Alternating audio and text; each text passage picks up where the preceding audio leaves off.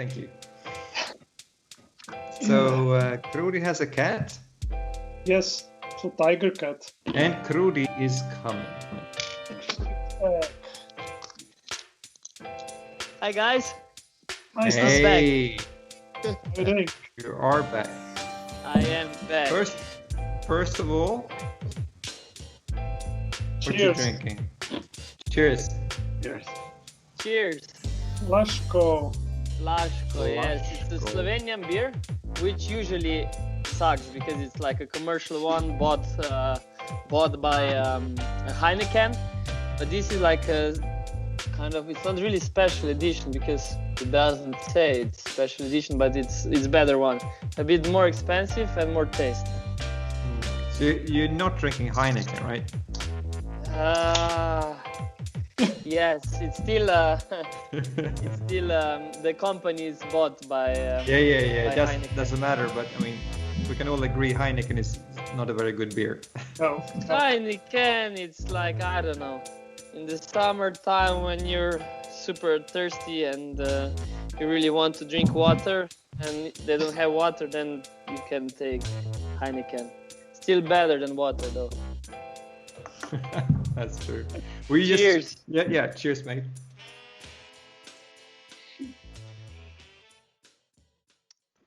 Honestly, I should be climbing today, but I spent like after the competition, after the World Cup, I was pretty tired and I only took 1 day of rest, and then I was climbing 3 days in a row, trying this 9A in Misha pitch, and then I took 1 day off yesterday, and I thought today I'm gonna climb, but I was way too tired, and I was just like hanging around cleaning up my car all the morning. And my sister's boyfriend, he asked me if I want to join the for a biking tour. Of course he had like big strong legs, and I have skinny legs. So I have a e-bike and he has like a proper bike. So it was equally at the end. But yeah, I was just around my hometown. Okay, nice. That's fine. But are you your own coach, or do you have like who decides what you're doing? Yeah, I mean, if you call this coaching, then yes. No, I mean, But- like after the company, you said that you were working this 9A at Mr. Peck, and I mean, compared to the other guys in the team, it seems like you decide a lot what you want to do on your own. It's all about myself, especially now. For me it's really hard because on one hand I have some of these team trainings that I have to attend, even though I don't want to be there as often. I'm not saying it's wrong, but it's something mandatory. But in general, I really have to just look outside and see what I'm gonna climb today, And I'm always hoping for a good weather, so I can spend time outside. All right, so you can do basically what you want to. Exactly. Oh, that's nice. So I think maybe you should start with talking about the like the Meiringen World Cup, the impressions there and what happened and whatnot. What's your overall impression of the coming back to competition climbing again? Well, honestly, nothing much changed in this like 1.5 year of doing nothing, because we still had some local competitions, and I spent the time in between quite well, so I was enjoying it. And honestly, coming back to Meiringen, it was quite normal to me. There was like zero pressure. I just grew older in these 2 years, so meaning more experiences, and that's it. So to me it was okay, and I was just having fun as always. It seemed that it was. I mean, you did quite well, although you were unfortunate enough to just miss the final. But it seemed like still a hard competition to make even semis for a lot of climbers, even strong ones. No, honestly, I felt quite ready for the competition. So also on the team trainings, I felt strong. I know like Slovenian guys are like super strong. And if I had to compare myself to them, I didn't feel the best, because they're like super, super strong. And also like in the qualifications and even in semifinals, I felt quite okay. Maybe not in the isolation, but out on the stage, I felt super comfortable and super, super solid. And yeah, I saw that all the other guys, they were like really on the level. And I felt quite happy and lucky to even make it to the 7th place, which is at the end a really nice place. Yeah, it's just a pity that I didn't make finals, because it's always fun to be there, But if I just like draw the line and look back, like the result is super good, and if I continue this way, I'll be happy with being like top 10 in the next comps. Yeah, you were mentioning isolation. What goes on there in the isolation releases? I mean, is it a lot of like people showing off, trying to intimidate each other, showing how strong they are? Or... Well, I don't think they really try to show off. They just trying to warm up properly. And if you want to warm up properly, you need to like work on hard moves or so. And I don't think that anybody has like balls big enough to just show off in the ISO, because we all know that this can be like a bad karma or something. So we're just like warming up. And I just remember this moment. I also talked to Domen Škofic, and he was like laughing so much, especially after qualifications, because with these new rules, not everybody can be in the isolation or in the warm-up zone. So before I was going out, Domen was just joining me, and like when I was walking out, I told to Domen, dude, I feel so embarrassed to be in this room with such a strong guys, and he was laughing so hard. You're like, yeah, man, I also don't feel like super strong, but you know how it is. It doesn't have to be the strongest. So yeah, that it didn't make me nervous, because I knew that it's not about the strength all the time, and I still went out quite confident. So it was a nice experience.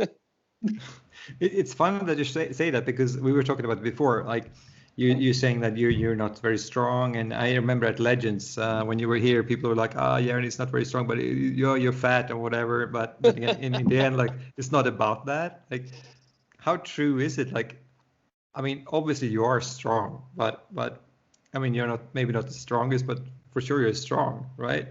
Or, I should bring my cat as well. She's good. She's gone already. Yeah, I mean, honestly, it was a bit different in semifinals, because when I got into the isolation, I didn't want to warm up with the others, so I just like set up some boulders that really suit me.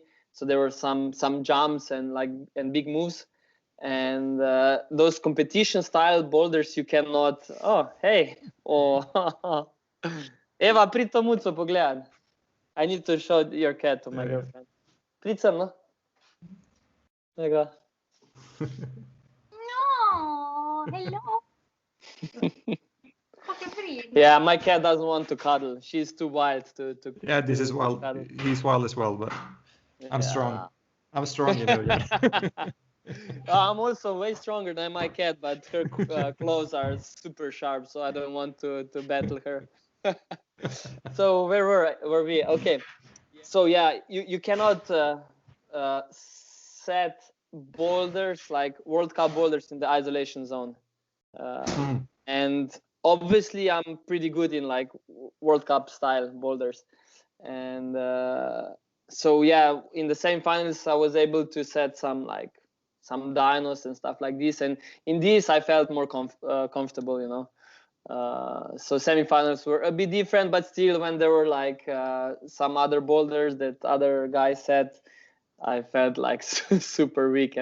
But I'm luckily old enough to understand that it's not all about the finger strength or what somebody can hold or not, you know. Yeah, For sure not. for But sure. where does it come from? Your amazing ability to just your coordination.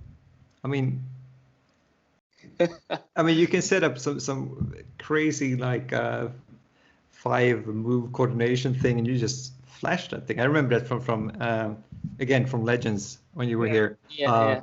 We put up that thing, and you just flashed that shit. Right? That's so hard to. It's so hard to say because honestly, I have no idea.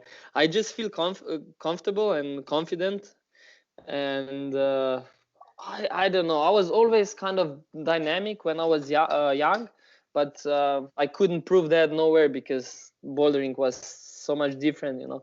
So I guess it's just the talent. Yeah. It's hard to measure, you know. It's impossible to say that because I wasn't obviously working hard enough or training hard enough on this kind of stuff, you know. And it's just the thing that I have, and I'm happy about it. See, actually, the difference between you and, you know, like the younger climbers, which are maybe a bit stronger, but, you know, the experience is there. You know, like the younger climbers, they try the boulder problems, you know, again and again, and you just sit on the mat, you know, and make your mind how to do it, and then you just execute it. So which is like, yeah, saves energy. And so there is one thing about that. So if we would be doing this coordinational stuff on the training, I'm pretty sure there are guys who are way better than me in this kind of stuff. But the thing is, because on the competition you only have like 4 or 5 minutes time, and I know that the route setters won't make such a hard dyno that I cannot do, you know. And of course. Before I try, I already know that if I'm not able to do it, then there can be many people who can do it, you know. So that's just the confidence, you know, and that's the only math that I can do. And but the rest, ask God or I don't know who. And I also think that it matters that I remember you saying at one point when you were here that because I asked you like, are you ever nervous? And you're like, yeah, sure, I'm nervous. But when I'm nervous, I just think like, let's see what I can do when I'm nervous. Yeah, you know, that's the other thing that I'm kind of proud of. But again, this is just the experience. And the thing is, I really want to. So I'm gonna put it a different way. You have guys who are following the program, like from food to training to sleeping, like everything needs to be there, you know. And it's easy to measure, it's easy to know what you're doing, you know, and then you can just follow those steps. But the thing is that if there is something going wrong, for example, I don't know, you have your own plan what you're gonna eat before the competition, and then you go to Asia and they don't have those things, and then the whole system collapse, you know.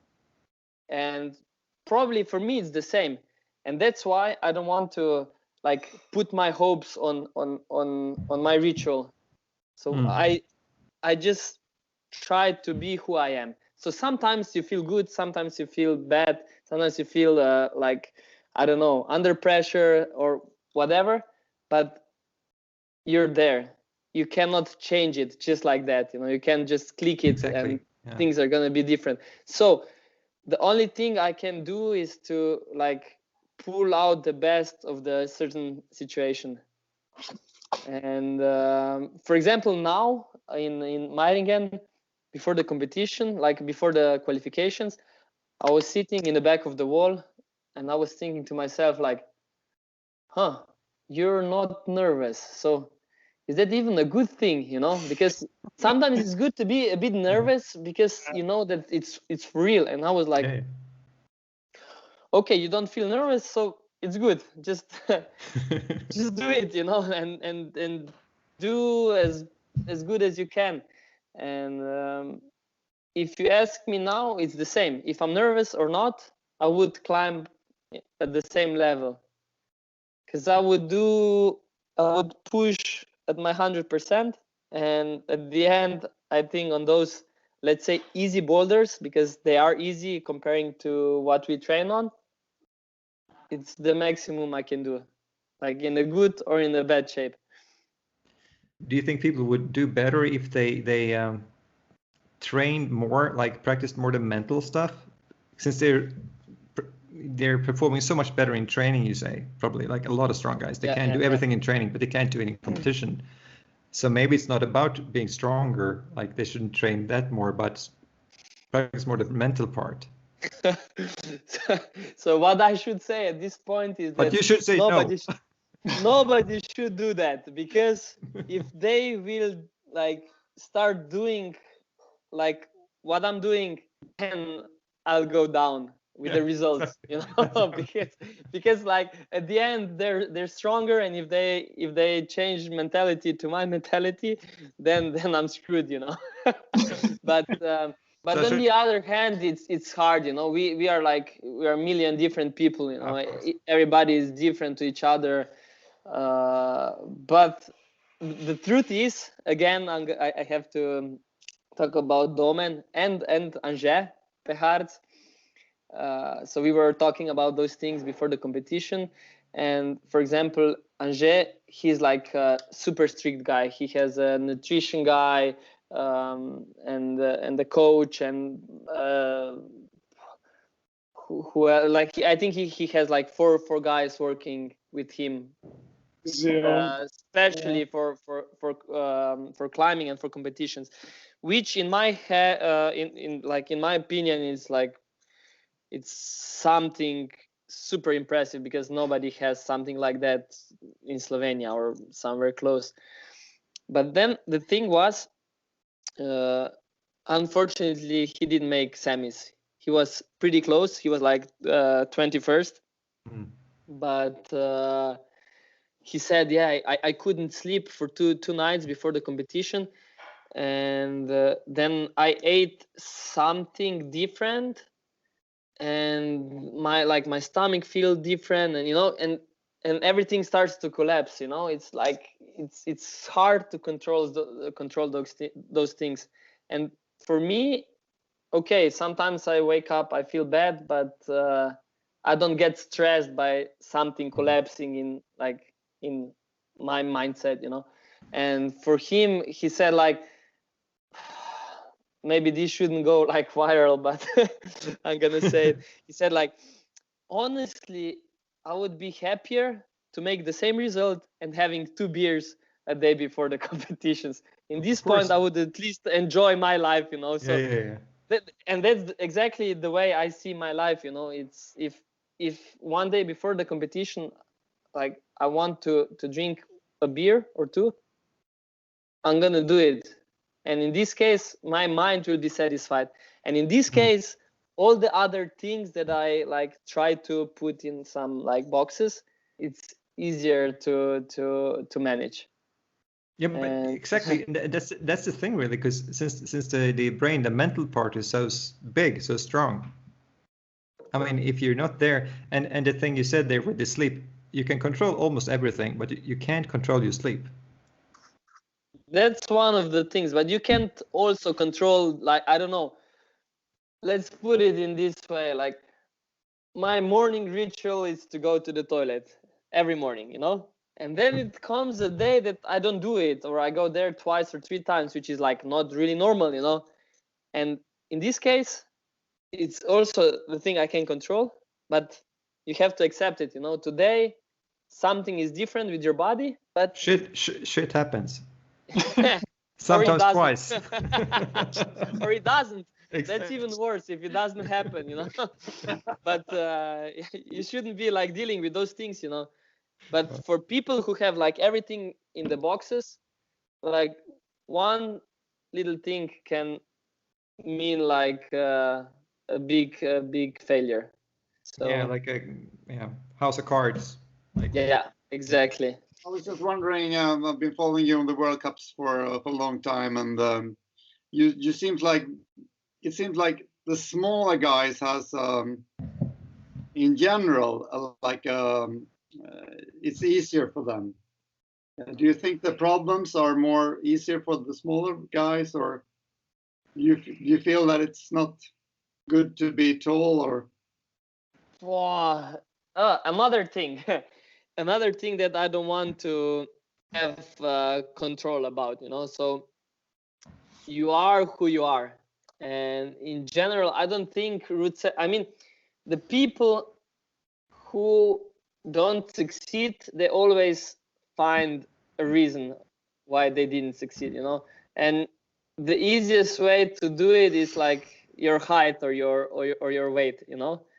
And I would rather say it's a bit better to be taller, you know. In this case, if we have some kind of corner or whatever, I don't have to do the full split, you know. Of course, I have some disadvantages when it comes to, I don't know, some like really like short moves or whatever. But the thing is, I don't want to bother with that. And yet again, I would say that people who say they are too short or whatever, it's just like always looking for excuses, you know. And even for me, I can always find an excuse why I didn't do well, you know. if not else, I can say maybe I should make like 2 more trainings on plastic, but I didn't, you know. So yeah, it's I don't want to blame anyone, and many times it happens, or let's say every time after the competition. If I would do that, I would be better, you know. But you had your 5 minutes, you did your best, so you cannot control. If everybody would do the best, then it would all come back to like who's the strongest on the trainings. But I have just like for Meiringen, what about those like cracks and semi-cracks? Crack climbing Meiringen? honestly, I wasn't surprised that those will happen. I was actually pretty sure that it's gonna happen, but honestly, I didn't train too much on those cracks, you know. And yet again, like I knew that I kind of know what you have to do in the cracks, Yeah. and I'm pretty sure that also other guys at least tried once what you have to do, you know. And honestly, when I got there, tried it, I didn't feel comfortable at all. But it was just like, okay, for sure, the crack is not like hard. It can be hard because it's the first or the second crack in the World Cup. So for sure they were trying to make it like comfortable or like super easy, so it was like a hand jam, a bit open one. But yeah, yet again, I think I felt confident enough that I can do those things. Not that I'm like good in cracks, but that I know that I can do it. I can do them. That's the thing. But I think it was only you and Adam who flashed it, right? I did flash it, yes. I think there were like Yeah. there were 4 of us climbing it. Yeah. And yeah, me and Adam, we flashed it. Yeah. But the thing is, for me, the hardest part was actually, so you started with the hand crack, like just 2 moves on the hand crack. Then you moved out, like onto 2 holes, like Gaston. And for me, the hardest part was here, because you had to like do the toe jam. Yeah, right.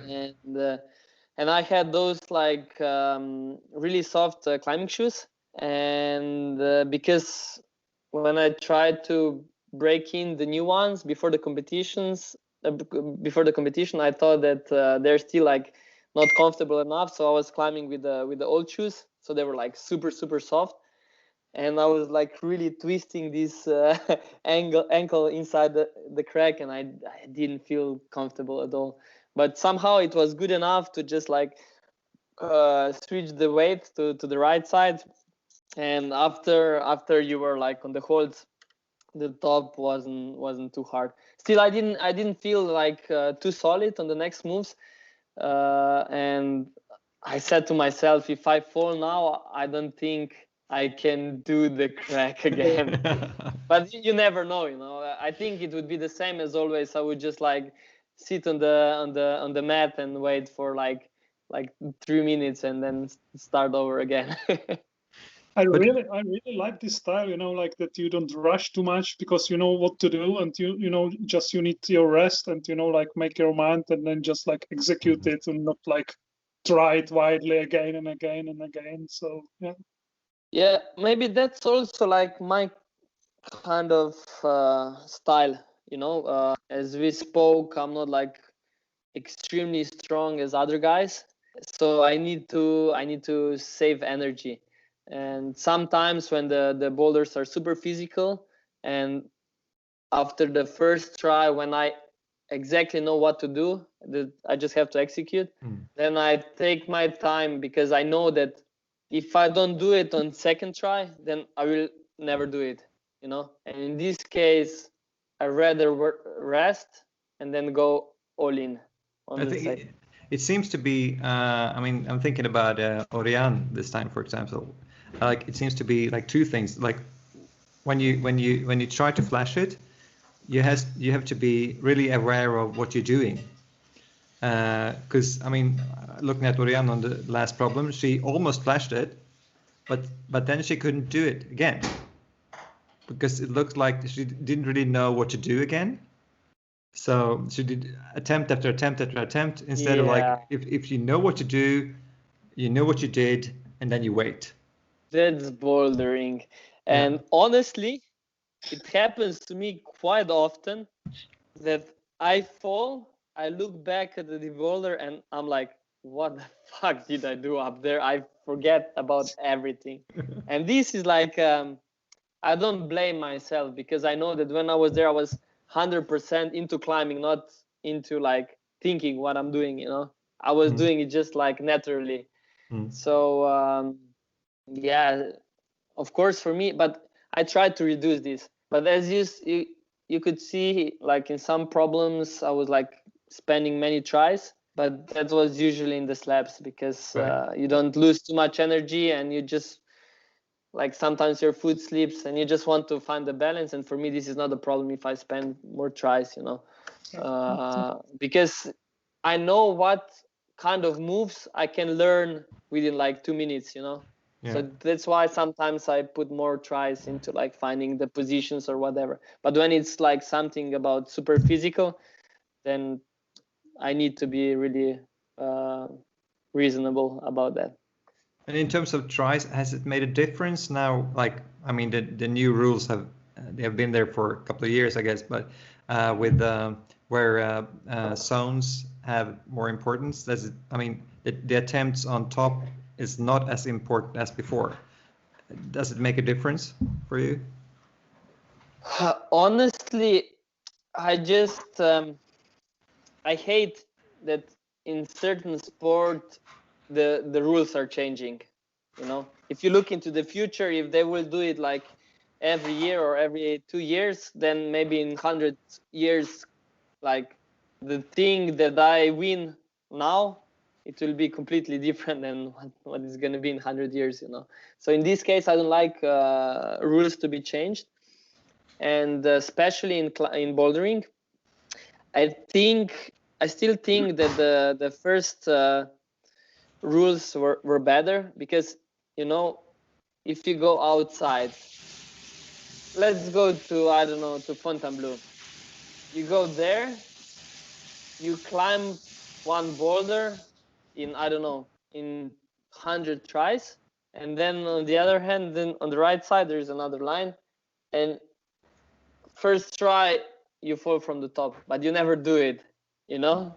And in this case, so in the new system, you get more points from falling on the top of the right boulder than climbing the left one in 100 tries. So to me, the point of climbing is getting to the top. or at least in bouldering. So that's why I don't like the new system too much, but also I know that I cannot change the rules or make such a I don't know, to be so loud about about my opinion that they would change that. So as soon as this rule got in, I had to adopt it, and I didn't care about what was before.